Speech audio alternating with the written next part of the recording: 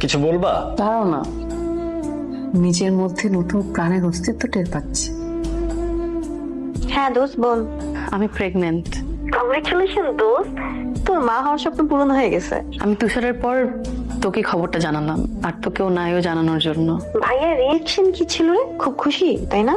ও তো অনেক খুশি, ও তো পুরো সারপ্রাইজ। আর তোদের জার্মানি যাওয়ার কি হবে? স্কলারশিপে ট্রাই করেছিলি না? আমি আমার জীবনের সেরা স্কলারশিপ পেয়ে গেছি। আমি আর এসব নিয়ে ভাবতেছি না। তোর বর কিছু মনে করবে না? ও কি মনে করবে? ও তো বাবা হবে, ও তো আমার চেয়েও বেশি খুশি। কি হয়েছে আপনার বলেন তো? কয়েকদিন ধরে দেখছি আপনি উদাসীন। জার্মানি একটা ইউনিভার্সিটি থেকে অনেকে ওরা মাস্টার্স কোর্সে ফুল ফান্ডিং স্কলারশিপ দিচ্ছে। তো খুশির খবর, কিন্তু এখন যাবেন কি? ভাবি তো প্রেগনেন্ট। ওইটাই আসল ঝামেলা ভাই। আপনি ভাবিকে এটা বলেন। মাথা খারাপ নাকি ভাই?